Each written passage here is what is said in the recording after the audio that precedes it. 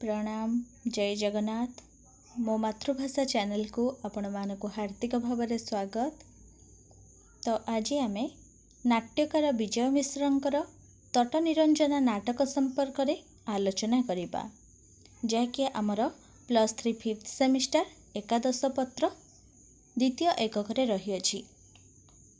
तो जो मैंने आपण मानक चैनल मो मातृभाषा को सब्सक्राइब करना बा प्रथम करी यही चैनल को आसुचंती तो गोटे सब्सक्राइब कर दियंतु एवं पाखरे थिबा बेल आइकन ने ऑल ऑप्शन ने सिलेक्ट कर दियंतु, जहा फଳରେ मो वीडियो सर्वप्रथमे आपणक पाखरे पहुँची पारिबो। तो आमर द्वितीय एकक रे दुईटी नाटक अछि, मनोरंजन दासंकर नंदिका केसरी एवं विजय मिश्रंकर तट निरंजना। तो सिलेबस रे आमर दुईटी नाटक नंदिका केसरी किंबा तट निरंजना अछि। तो सेतिपाई जेहेतु आमर किंबा रे अछि तट निरंजना, जेकोसी दुईटी नाटक मध्यरु जेकोसी गोटे नाटक ही कॉलेज रे पढ़ा हेबो। तो शॉर्ट क्वेश्चन पाई आपण माने उभय नाटक रु प्रिपेयर हेथिबे, किंतु लॉन्ग क्वेश्चन पाई जेकोसी गोटे नाटक संपर्क रे प्रश्नोत्तर पढ़िथिबे। तो आमे आज तट निरंजना नाटक संपर्क रे ही आलोचना करिबा। तो चलंतु देखिबा। 60 दशक परवर्ती बा 19 शताब्दीर द्वितीयार्धरे नाट्य जगत रे विजय मिश्र एक स्पर्धित उच्चारण। जननी नाटकरू तांकर जययात्रा एवं प्राय 70 खंड नाटक से लिखिछंती। सेथिमध्यरु अशांत ग्रह, तिमिर तीर्थ, जाजाबर, सब ग्राहक माने, जणे राजा थिले, तट निरंजना इत्यादि साधारण रे एवं विदग्ध समाज रे आलोचित होई आसीछि। तो 60 दशक परवर्ती बा 19 शताब्दीर द्वितीयार्धरे ही विजय मिश्र एक स्पर्धित उच्चारण। तांकर जययात्रा केबेठारु ना जननी नाटकरू तांकर जययात्रा होइछि। प्राय 70 खंड नाटक से रचना करिछंती। तो अशांत ग्रह, तिमिर तीर्थ, जाजाबर, सब ग्राहक माने, जणे राजा थिले, तट निरंजना इत्यादि साधारण रे एक विदग्ध समाज रे आलोचित होई आसीछि। प्रथमे से व्यावसायिक रंगमंच रे मनोनिवेश करिथिले हे परवर्ती पर्याय रे सेथिरु से ओल्हेई आसी नवनाट्य आंदोलन रे प्रमुख भूमिका ग्रहण करी आसीछंती एवं नवनाट्य आंदोलन को प्रतिष्ठा देबारे तांकर अविस्मरणीय रहिछि। तो प्रथमे से व्यावसायिक रंगमंच रे ही मनोनिवेश करिथिले। तो परवर्ती समय रे सेथिरु से ओल्हेई आसी नवनाट्य आंदोलन रे प्रमुख भूमिका ग्रहण करथिले एवं नवनाट्य आंदोलन को ही प्रतिष्ठा देबारे तांकर अविस्मरणीय रहिछि। नाटक तट निरंजना पाई सर्वभारतीय स्तर रे विशिष्ट नाट्यकार भावरे से आकाशवाणी पुरस्कार पाइछंती। तांकर नाटक तट निरंजना 26 रु ऊर्ध्व भाषा रे अनुवादित होइछि। तो नाट्यकार विजय मिश्रंकर एही जो तट निरंजना नाटकटी 26 रु ऊर्ध्व भाषा रे अनुवादित होइछि। से ओडिशा संगीत नाटक एकाडेमी पुरस्कार, ओडिशा साहित्य एकाडेमी पुरस्कार, केंद्र साहित्य एकाडेमी पुरस्कार, राज्यपालଙ୍କ ठारू कोणार्क सम्मान इत्यादि लाभ करिछंती। तांको भाषा रे मु बंचिथिबा जाय लेखिबी एवं नाटक लेखुथिबा जाय बंचुथिबी। तो नाट्यकार विजय मिश्र ओडिशा संगीत नाटक एकाडेमी पुरस्कार प्राप्त होइछंती एवं ओडिशा साहित्य एकाडेमी पुरस्कार प्राप्त, केंद्र साहित्य एकाडेमी पुरस्कार प्राप्त एवं राज्यपालଙ୍କ ठारू कोणार्क सम्मान इत्यादि लाभ करिछंती। तो तांको भाषा रे से कौन कहछंती ना मु बंचिथिबा जाय लेखिबी एवं नाटक लेखुथिबा जाय बंचुथिबी। एमिति एक सृष्टिशील स्रष्टांकर जन्म 1936 मसीहा एवं मृत्यु 2020 मसीहारे होइथिला। विजय मिश्र क्यों विदेशी साहित्य पाठ करिछंती, काहा द्वारा प्रभावित होइछंती बा क्यों भारतीय लेखक सहित से तुलनीय ताहा तो भिन्न व्यापार, मात्र ओडिया दर्शकर नाड़ी नक्षत्र जानिथिबा एही नाट्यकार प्राचीन पंथी आधुनिक चिंताधारा रे विश्वासी, शिक्षित, अशिक्षित, अर्धशिक्षित, नागरिक तथा ग्राम्य मनीष समस्तंकर आत्मीय। तो यही महान व्यक्ति नाट्यकार विजय मिश्रंकर जन्म 1936 मसीहा एवं मृत्यु होइथिला 2020 मसीहा लॉकडाउन समय रे। तो विजय मिश्र जो विदेशी साहित्य पाठ करछंती बा काहा द्वारा प्रभावित होइछंती ताहा भिन्न व्यापार अटे, मात्र ओडिया दर्शकर नाड़ी नक्षत्र जानिथिबा एही नाट्यकार प्राचीन पंथी आधुनिक चिंताधारा रे विश्वासी, शिक्षित, अशिक्षित, अर्धशिक्षित, नागरिक तथा ग्राम्य मनीष आदि समस्तंकर से आत्मीय। सेथिपाई से समस्तंकर प्रिय एवं समस्ते तांको उपरे निजर अधिकार साब्यस्त करिथांती। तो यह हेउछि नाट्यकार विजय मिश्रंक परिचय संपर्क रे आलोचना। तो वर्तमान देखिबा नाटक संपर्क रे। नवनाट्य आंदोलनर अन्यतम पुरोधा विजय मिश्र नाटक तट निरंजना पाई विपुल ख्याति लाभ करिछंती। मनस्तत्वर गूढ़ रहस्य जेमिति आत्महीनमयता, अहंकार, लोभ, हिंसा, ईर्षा, क्रोध, अभिमान ठारू अपूर्व कामनार ध्वंसात्मकता को से बुझिछंती। तेणु सबु परे प्रतिशोध बा प्रतिक्रिया नुहे, बरं अनेकत्र अवबोध ही निर्णय करिछि तांको नाटकर गतिपथ। तो नाटक संपर्क रे से कौन लिखिछंती ना नवनाट्य आंदोलनर अन्यतम पुरोधा हेउछंती विजय मिश्र। तो नाटक तट निरंजना पाई से विपुल ख्याति लाभ करिछंती। मनस्तत्वर गूढ़ रहस्य जेमिति आत्महीनमयता, अहंकार, लोभ, हिंसा, ईर्षा, क्रोध, अभिमान ठारू अपूर्व कामनार ध्वंसात्मकता को से बुझिछंती। तेणु सबुठारे प्रतिशोध बा प्रतिक्रिया नुहे, बरं अनेकत्र अवबोध ही निर्णय करिछि तांको नाटकर गतिपथ। तट निरंजनार श्रेष्ठी बधू सुजातार प्रश्न सबु जति लिपिबद्ध, ताहाले पुणी नुआ प्रश्न काहींकी? काहींकी सेमाने प्रचार कले आपण सबु गतिर शेष, सबु खोजिबार प्राप्ति एवं सबु प्राप्तिर पूर्णता। तो यह तट निरंजना नाटक पृष्ठा 78 रे वर्णना होइछि। तो तट निरंजनार श्रेष्ठी बधू रहिछंती किए ना सुजाता। तो तांकर प्रश्न कौन रही ना सबु जदि लिपिबद्ध ताहाले पुणी नुआ प्रश्न काहींकी? काहींकी सेमाने प्रचार कले आपण सबु गतिर शेष, सबु खोजिबार प्राप्ति एवं सबु प्राप्तिर पूर्णता।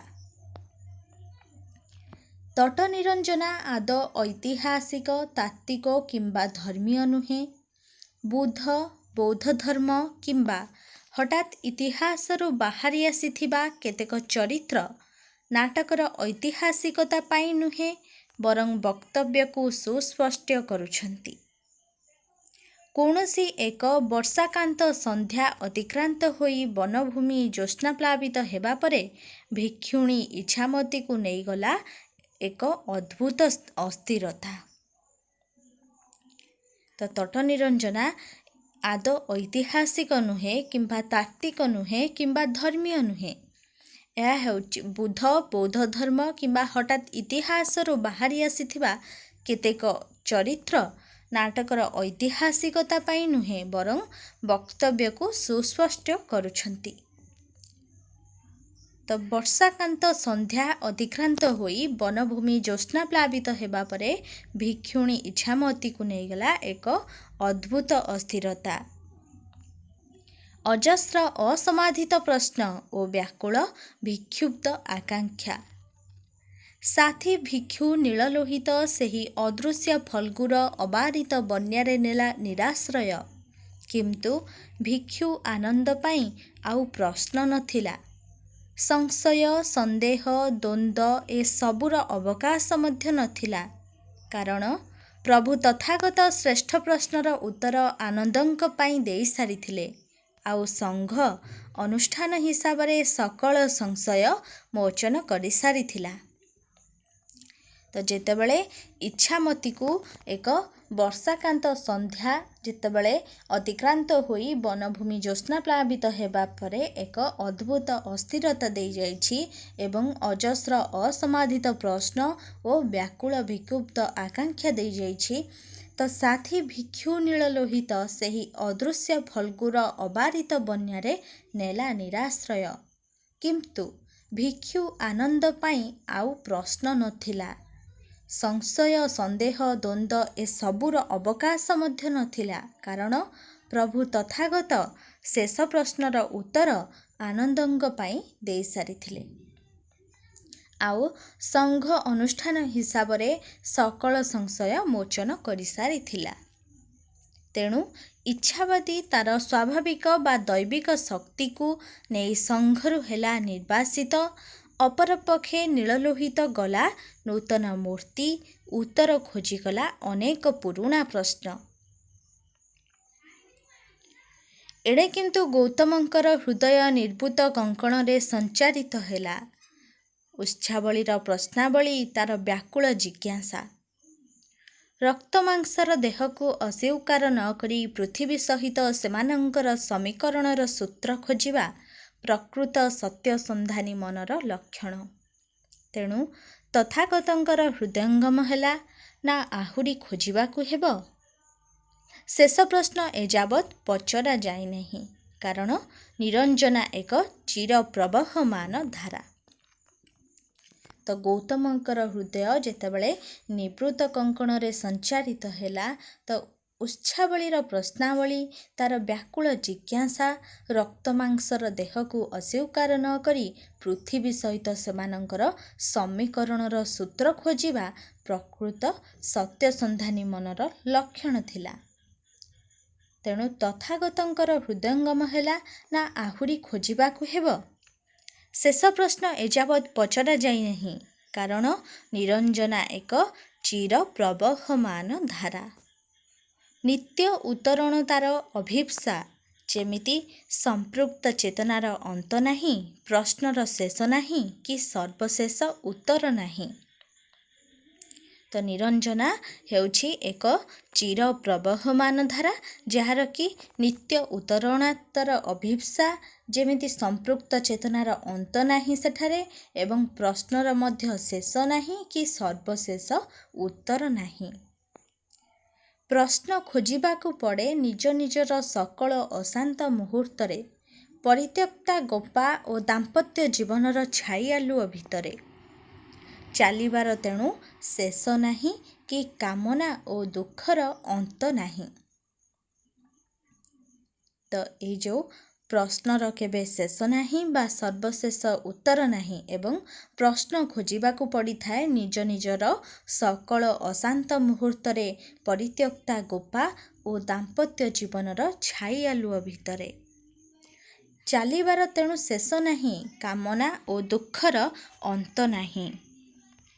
ଅନୁଷ୍ଠାନ କିନ୍ତୁ ଏତେ ପ୍ରଶ୍ନ ବୁଝେନି। ସଂକ୍ଷିପ୍ତ ଲିପିବଦ୍ଧ ଉତ୍ତରରୁ ସଂଘ ସନ୍ତୁଷ୍ଟ। ପ୍ରଶ୍ନିଳ ମନ ଯେ ସଂଗଠନ ଓ ଅନୁଶାସନର ବିରୋଧୀ। ଅତଏବ ଗୌତମଙ୍କୁ ନୀରବ ହେବାକୁ ପଡ଼େ, ସଂଘର ନିର୍ଦ୍ଦେଶନାମା ମାନିବାକୁ ପଡ଼େ।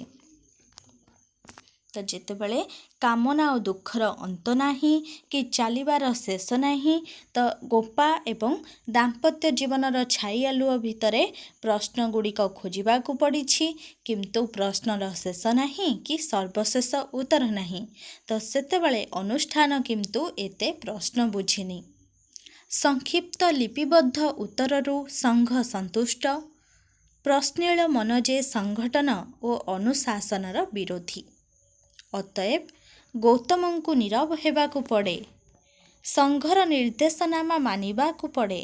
କିନ୍ତୁ ସମ୍ପୂର୍ଣ୍ଣ ଭାବେ ନୀରବତା ହିଁ ଆଗରୁ ତଥାଗତଙ୍କ ବାଣୀ ରହିଯାଏ। କ'ଣ ନା କାମନା ଆଶାର ଅନ୍ୟ ନାମ ନୁହେଁ ଏବଂ ମୁଁ ସର୍ବଶେଷ ବୁଦ୍ଧ ନୁହେଁ। ତ ଯେତେବେଳେ ପ୍ରଶ୍ନିଳ ମନ ଯେ ସଂଗଠନ ବା ଅନୁଶାସନର ବିରୋଧୀ ହୋଇଛି, ଅତଏବ ଗୌତମଙ୍କୁ ନୀରବ ହେବାକୁ ପଡ଼ିଛି ଏବଂ ସଂଘର ନିର୍ଦ୍ଦେଶନାମା ମାନିବାକୁ ପଡ଼ିଛି। ସମ୍ପୂର୍ଣ୍ଣ ଭାବେ ନିରବିତ ହେବା ଆଗରୁ ତଥାଗତଙ୍କ ବାଣୀ ରହିଯାଏ କି କାମନା ଆଶାର ଅନ୍ୟ ନାମ ନୁହେଁ ଏବଂ ମୁଁ ସର୍ବଶେଷ ବୁଦ୍ଧ ନୁହେଁ। ଇଚ୍ଛାମତୀ, ସୁଜାତା ଓ ଗୋପାମାନେ ସମୟ ପଛକୁ ଟାଣି ନିଅନ୍ତି ଚେତନାର ସ୍ମୃତିର ରଜ୍ଜୁରେ। ଯନ୍ତ୍ରଣା ଓ କାମନାର ସ୍ୱରୂପ ତାକୁ ଅତିକ୍ରାନ୍ତ କରିବାର ପନ୍ଥା ସେ ଆଉଥରେ ଖୋଜେ। ଏହି ଅନ୍ୱେଷା ହିଁ ତାର ଶେଷ ପାଥେୟ, ଅନ୍ତିମ ଆଶ୍ରୟ। ତ ଯେତେବେଳେ ତଥାଗତଙ୍କ ବାଣୀ ରହିଛି କି କାମନା ଆଶାର ଅନ୍ୟ ନାମ ନୁହେଁ କିମ୍ବା ସେ ସର୍ବଶେଷ ବୁଦ୍ଧ ନୁହନ୍ତି, ତ ଇଚ୍ଛାମତୀ, ସୁଜାତା ଓ ଗୋପାମାନେ ସମୟ ପଛକୁ ଟାଣି ନିଅନ୍ତି ଚେତନାର ସ୍ମୃତିର ରଜ୍ଜୁରେ। ଯନ୍ତ୍ରଣା ଓ କାମନାର ସ୍ୱରୂପ ତାକୁ ଅତିକ୍ରାନ୍ତ କରିବାର ପନ୍ଥା ସେ ଆଉଥରେ ଖୋଜେ। ଏହି ଅନ୍ୱେଷା ହିଁ ତାର ଶେଷ ପାଥେୟ, ଅନ୍ତିମ ଆଶ୍ରୟ। ଅତଏବ ତଟନିରଞ୍ଜନା ଆଧୁନିକ ଓଡ଼ିଆ ନାଟକରେ ଏକ ସଫଳ ନୂତନ ନାମ। ଅଭିବ୍ୟକ୍ତି, ଶୈଳୀ, ବ୍ୟଞ୍ଜନା ଓ ବକ୍ତବ୍ୟ ସବୁ ମିଶି ଏହାକୁ ଏକ ଉଚ୍ଚକୋଟୀର ଉଚ୍ଚସ୍ତରକୁ ନେଇଯାଇଛନ୍ତି। ତ ଦେଖିବାକୁ ଗଲେ ତଟନିରଞ୍ଜନା ନାଟକଟି ଆଧୁନିକ ଓଡ଼ିଆ ନାଟକରେ ଏକ ସଫଳ ନୂତନ ନାମ। ଅଭିବ୍ୟକ୍ତି, ଶୈଳୀ, ବ୍ୟଞ୍ଜନା ଚାତୁରୀ ଓ ବକ୍ତବ୍ୟ ସବୁ ମିଶି ଏହାକୁ ଏକ ଉଚ୍ଚକୋଟୀର ରୂପ ଦେଇଯାଇଛନ୍ତି ବା ଉଚ୍ଚ ସ୍ତରକୁ ନେଇଯାଇଛନ୍ତି। ତ ଏଇ ଯେଉଁ ତଟନିରଞ୍ଜନା ନାଟକରେ ଚରିତ୍ର କ'ଣ ରହିଲେ ନା ଗୌତମ, ଆନନ୍ଦ ଯିଏକି ଶିଷ୍ୟ, ସାରିପୁତ, ନୀଳଲୋହିତ, ରାହୁଳ ଏବଂ ଗୋପା ଯିଏକି ଗୌତମଙ୍କ ସ୍ତ୍ରୀ। ତ ନାରୀ ଚରିତ୍ର କିଏ ନା ଇଚ୍ଛାମତୀ, ସୁଜାତା, ଗୋପା। ତ ସର୍ଟ କ୍ୱେଶ୍ଚିନ୍ ମଧ୍ୟ ଆସିପାରେ, ତଟନିରଞ୍ଜନା ନାଟକରେ କେଉଁ ନାରୀ ଚରିତ୍ରମାନେ ସ୍ଥାନ ପାଇଛନ୍ତି ବା ସେମାନଙ୍କ ନାମ କ'ଣ? ନାରୀ ଚରିତ୍ର ହେଉଛନ୍ତି ଇଚ୍ଛାମତୀ, ସୁଜାତା, ଗୋପା। ତ ଏହା ହେଉଛି ତଟନିରଞ୍ଜନା ନାଟକ ସମ୍ପର୍କରେ ହିଁ ଆଲୋଚନା। ପରବର୍ତ୍ତୀ ଭିଡ଼ିଓରେ ମୁଁ ଏହାର ପ୍ରଶ୍ନୋତ୍ତର ସମ୍ପର୍କରେ ଆଲୋଚନା କରିବି। ଆଶା କରୁଛି ଏହା ଆପଣଙ୍କ ପାଇଁ ବହୁତ ଉପାଦାୟ ହେବ। ତ ଭିଡ଼ିଓ ଭଲ ଲାଗିଥିଲେ ଲାଇକ୍ କରିବାକୁ ଆଦୌ ଭୁଲିବେନି ଏବଂ ସାଙ୍ଗମାନଙ୍କୁ ସେୟାର କରିଦେବେ, ଯାହାଫଳରେ ସେମାନେ ମଧ୍ୟ ଉପକୃତ ହୋଇପାରିବେ। ତ ଯେହେତୁ ଆଜି ମୁଁ ନାଟକ ସମ୍ପର୍କରେ ଆଲୋଚନା କଲି, କାରଣ ନାଟକ ଭିତରକୁ ପଶିବାକୁ ବା ତାକୁ ବୁଝିବାକୁ ଟିକେ ସମୟ ଲାଗିବ। ପରବର୍ତ୍ତୀ ସମୟରେ ମୁଁ ଯେଉଁ ପ୍ରଶ୍ନୋତ୍ତର ଆଲୋଚନା କରିବି, ସେଥିପାଇଁ ତାହା ପୂର୍ବରୁ ମୁଁ ନାଟକ ସମ୍ପର୍କରେ ଆଜି କିଛି ଆଲୋଚନା କଲି, ବୁଝିବାକୁ ସହଜ ହେବ। ତ ରହୁଛି, ସମସ୍ତେ ଭଲରେ ରୁହନ୍ତୁ, ଖୁସିରେ ରୁହନ୍ତୁ। ଧନ୍ୟବାଦ।